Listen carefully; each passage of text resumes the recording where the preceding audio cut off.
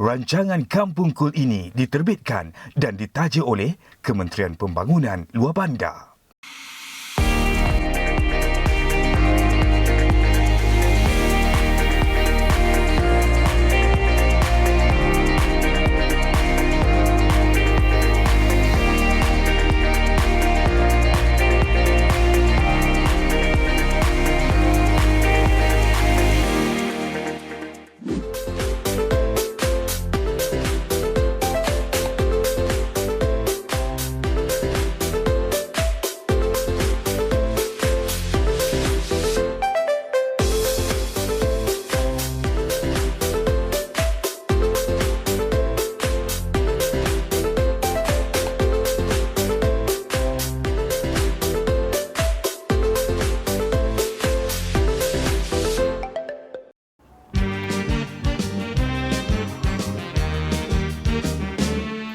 Kali ni, giliran cek pula bawa hampa ronda Pulau Pinang.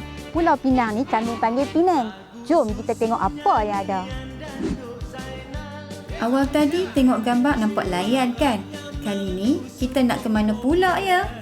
Mengkuang Titi, perkampungan pelancongan terulung, terletak kira-kira 25 km dari Batuah dan 32 km dari Georgetown Pulau Pinang. Dan mula didatangi tetamu dari merata dunia apabila program Inap Desa diperkenalkan pada tahun 1997. Tiba saja di sini, berbagai sambutan diadakan.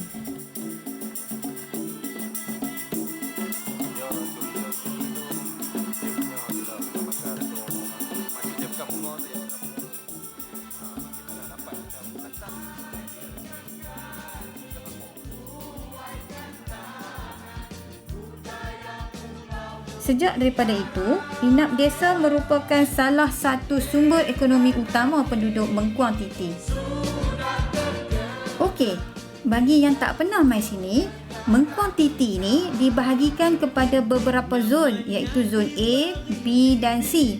Jadi, setiap zon mempunyai daya tarikan tersendiri. Contohnya, zon A mempunyai sebuah rumah tradisional. Kalau pelancong luar negara terutamanya akan menginap di rumah tu. Di zon B pula, ada perusahaan sate dan juga ladang getah. Manakala zon C, ada sungai dan dusun buah-buahan. Homestay di Mengkuang Titi ini bermula pada tahun 1997 dan kita adalah merupakan yang antara pioneer-pioneer yang mewujudkan homestay di Malaysia. Pada permulaannya melibatkan lebih kurang 15 buah biji rumah yang terlibat. Keseluruhannya adalah orang-orang lama Mengkuang Titi dan sehingga kini pada tahun 2020 bermula 1997 sehingga 2020 kita ada 29 buah rumah, 29 buah keluarga yang berdaftar dengan Kementerian Pelancongan untuk membolehkan aktiviti homestay ini dijalankan. Mengikut sejarahnya, Kampung Mengkuang Titi ini ditemui pada tahun 1800 oleh sepasang suami isteri bernama Swasa dan Putih. Ketika penemuan tersebut, kampung ini dipenuhi dengan pokok mengkuang dan nama kampung ini dikenali sebagai Kampung Mengkuang. Pada tahun 1907, sebuah jambatan kayu telah dibina oleh pemerintah Inggeris merintang Sungai Mengkuang dan derajatan daripada itu, maka kampung tersebut ditukar nama kepada Kampung Mengkuang Titi. Bagi sesiapa yang tak kenal pokok ni pokok apa, pokok ni boleh keluarkan emas putih bila ditoreh. Tak percaya? Tengok ni. Inilah pokok getah. Pokok yang pernah menjadi tunjang utama ekonomi negara satu ketika dulu. Susu getah yang dihasilkan boleh digunakan untuk pelbagai jenis industri utama dunia. Dah penat makan, nak cuba pula minum air nyok. Tu dia pakcik ni. Memang juara panjat pokok nyok. Tak cukup rasanya masa yang diberi untuk melawat tempat ni. Sebab lepas ni saya kena ikut aktiviti di Inap Desa. Katanya ada bab makan-makan. Tu yang best. Dah kenyang minum air nyok. Kami dibawa pula melawat ke beberapa buah rumah di sekitar Mengkuang Titi ni. Satgi nak singgah Sat ke salah sebuah rumah yang katanya nak hidangkan roti jala special Pulau Pinang. Memang sedap pun. Apalagi, kami pun tak buang masa. Saya cuba juga nak buat. Tapi, macam tak jadi je. Makan je lah. Satu lagi kebudayaan orang tua dulu-dulu adalah buat bedak sejuk. Mulanya, saya pun tak tahu juga macam mana nak buat bedak sejuk ni. Rupanya, bedak sejuk ni dibuat dari tepung yang diperak lama. Kemudian, daun pisang yang dibentuk corong akan digunakan sebagai penapis untuk membentuk ketulan yang cantik.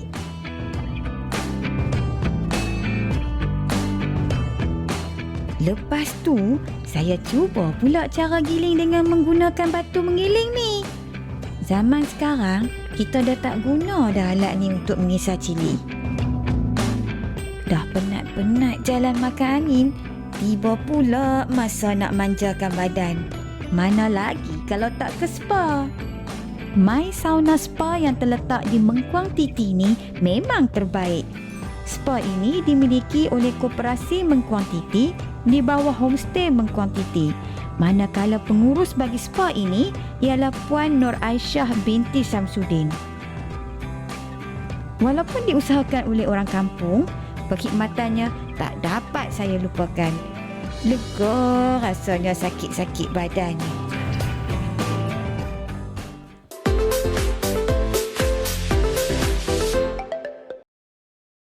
Sampai ke malam kami kat Mengkuang Titi. Katanya ada hiburan duk tunggu kami. Kalau dah mai Pulau Pinang ni, tak tengok persembahan Borea, memang tak sah. Sudah menjadi tradisi penduduk Mengkuang Titi, pengunjung akan disambut dengan persembahan selamat datang Borea Pulau Pinang oleh pelajar sekolah dan juga penduduk tempatan. Persembahan Borea adalah sejenis tarian berbentuk teater yang terkenal di Pulau Pinang. Terdapat 2 segmen dalam persembahan Borea ni, iaitu sketsa dan juga nyanyian. Sketsa yang dah dilakukan mempunyai mesej dan juga nasihat. Rintitan daripada sketsa tadi, tukang karang akan mengupas kembali semua mesej yang telah disampaikan dalam setiap rangkap lagu yang dinyanyikan kemudiannya.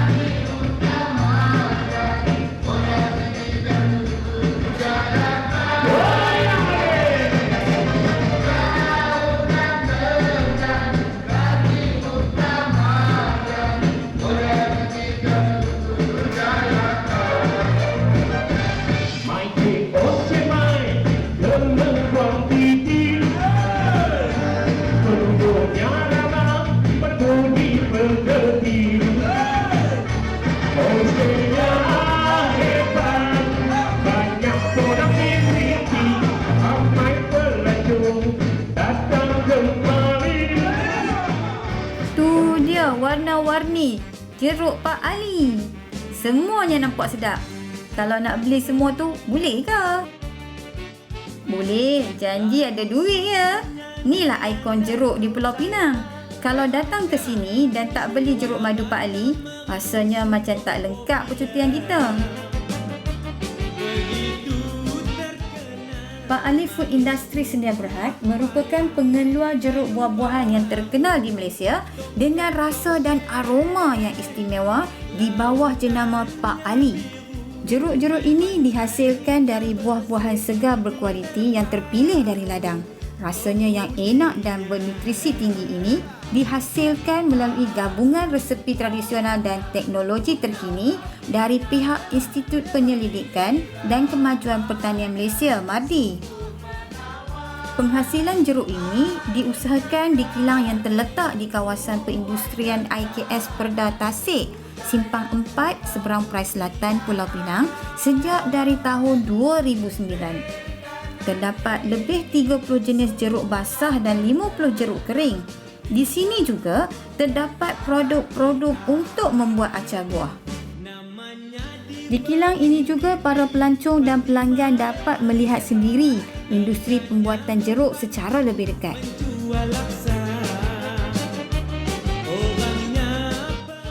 Ini adalah bahagian mengopek atau memotong buah. Bagi memastikan proses pencucian dapat dijalankan dengan berkesan, buah-buahan tersebut dimasukkan ke dalam tong pencucian yang dilabelkan. Pencucian dengan menggunakan air bersih dari jabatan bekalan air yang ditapis dilakukan beberapa kali sehingga rasa garam tersebut hilang.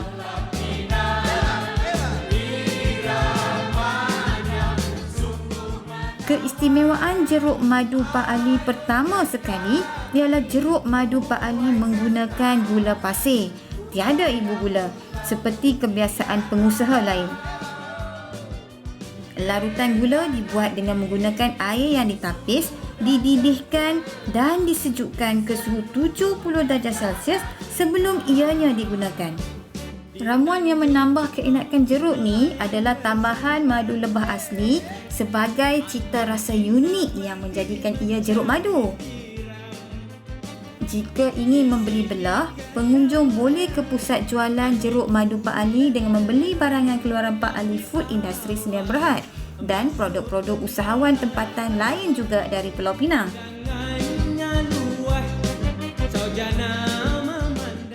Seronok juga membeli belah dan merasa. Ini kerana jeruk madu Pak Ali mengamalkan konsep jualan terus kepada pelanggan. Cuba dulu, baru beli. Sekarang, saya nak cuba semua yang ada ni.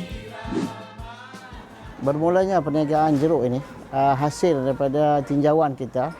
Kita meninjau di seluruh Malaysia ni pada pangkat awalnya masalah lambakan buah-buahan. Jadi dengan melihat masalah lambakan buah-buahan ni, saya berbincang dengan arwah ayah pada ketika itu, pada tahun 2009.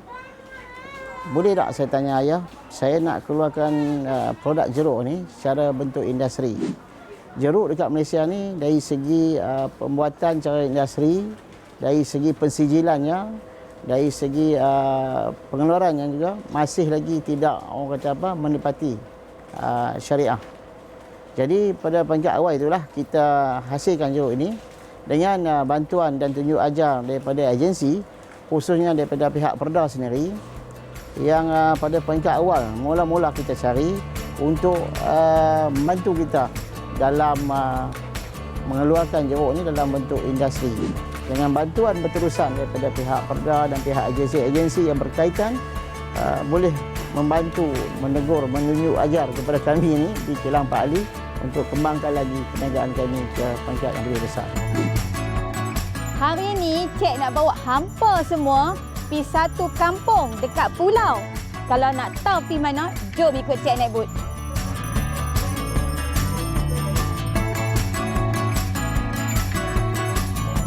Haha, tadi di darat, kini dalam bot pula. Nak ke mana ni? Ke Pulau Aman.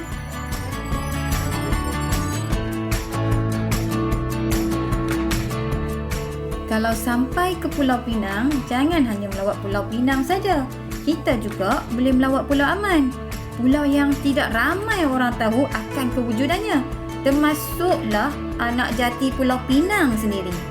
Pulau Aman merupakan salah satu pulau-pulau kecil yang berpenghuni di Pulau Pinang. Lokasinya terletak antara Bukit Tambun dan juga Batu Kawan. Pulau ni sesuai sebagai destinasi percutian mendamaikan dan jauh dari pembangunan seperti di kota.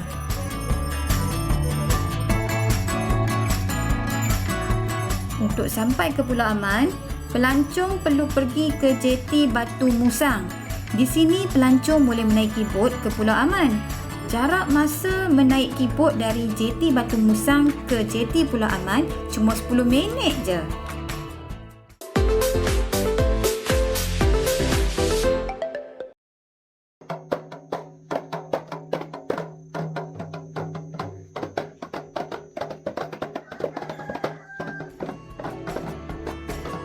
Di pulau ni terdapat lebih kurang 50 buah keluarga dan hampir kesemuanya orang Melayu. Di sini pelancong boleh melihat seni bina rumah kayu, sambutan orang kampung yang ramah tamah, kegiatan nelayan, melihat penduduk kampung menyalai ikan dan udang dan banyak lagi aktiviti menarik seperti membuat minyak gamat, jemur ikan kering dan keseronokan mencari siput.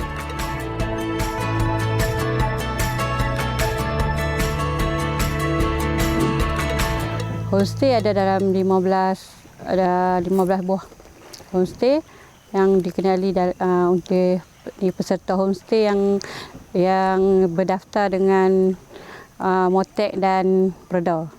Semua ada sijil dan dikeluarkan oleh Motek dan Perda.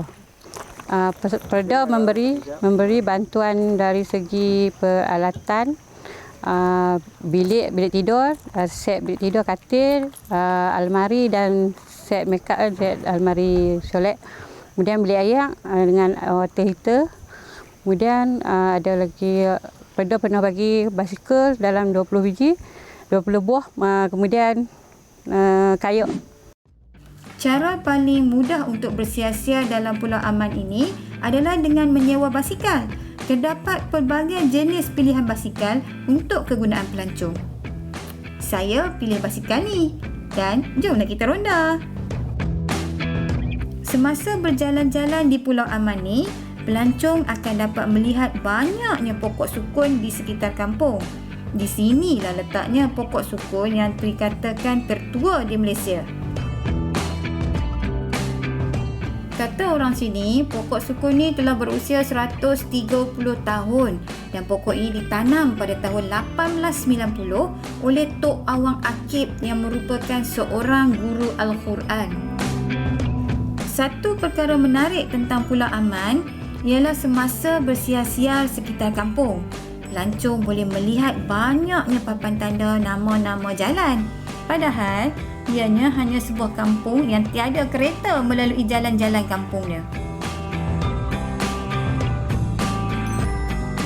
Bagi yang meminati aktiviti lasak, terdapat juga kemudahan bagi jungle trekking dan tapak perkemahan yang boleh memuatkan lebih 100 orang. Ini adalah Telaga Mas.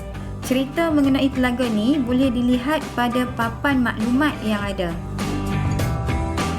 Berdasarkan maklumat yang ada, penduduk yang menemui mata air ini juga menemui tempayan emas. Bila diberitahu kepada penduduk kampung dan mereka datang melihat. Sebaliknya, tiada emas dan hanya batu kekuningan keemasan saja.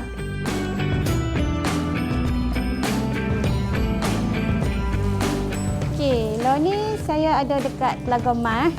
Telaga Mas ni di tempat sejarah lah untuk orang zaman dulu-dulu. Ayak di sini sejuk sangat. Tapi walaupun dekat tepi laut, ayak kat sini tak rasa masin. Payau.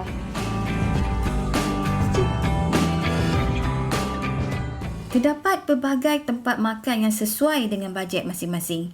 Antaranya adalah restoran terapung pulau. Menu masakan yang sangat sedap dan kedudukan restoran ini pula atas lautan. Menu istimewanya adalah mi udang, udang lipan, kuih udang goreng dan macam-macam lagi. Pengunjung ke sini boleh memilih makanan laut untuk dimasak dan dihidangkan. Sambil makan dan ditemani suasana pemandangan laut dan mengambil udara yang segar di sini. Kalau rasa nak makan di warung saja, warung Kak Timah boleh dijadikan pilihan. Harganya pula adalah mengikut harga pasaran semasa. Amat rugi jika kita berkunjung ke sini tapi tidak merasa udang goreng tepung, ikan bakar, mi udang dan banyak lagi menu di warung Kak Timah. Tu dia. Macam-macam ada orang ni. Siapa kata tak ada apa Pulau Aman ni? Ni. Hampa tengok tu. Tengok aja nah. Meleleh dia.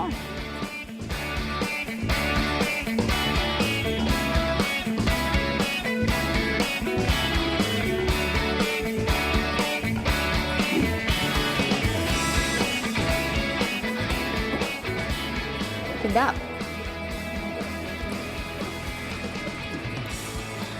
Ini isi ketam, rasa ketam. hitam ni memang rasa sedap sangat. Hitam pulau kan. Ni kuih tiaw ni mereka buat sendiri. Nak tahu kena mai makan lah.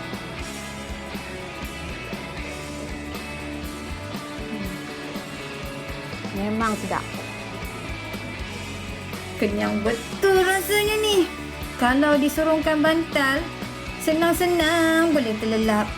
Apapun aktiviti kita di sini belum habis lagi. Ada satu lagi lokasi yang kita kena pergi untuk lengkapkan lawatan di sini. AZ Craft, kedai cenderahati yang menjual cenderamata menarik hasil laut. Terdapat pelbagai hiasan dan cenderamata yang terhasil dari kulit kerang dan siput. Bolehlah beli untuk dibuat kenang-kenangan atau dihadiahkan kepada mereka yang tersayang.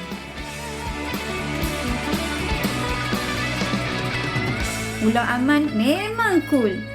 Lain kali, mai lagi nah.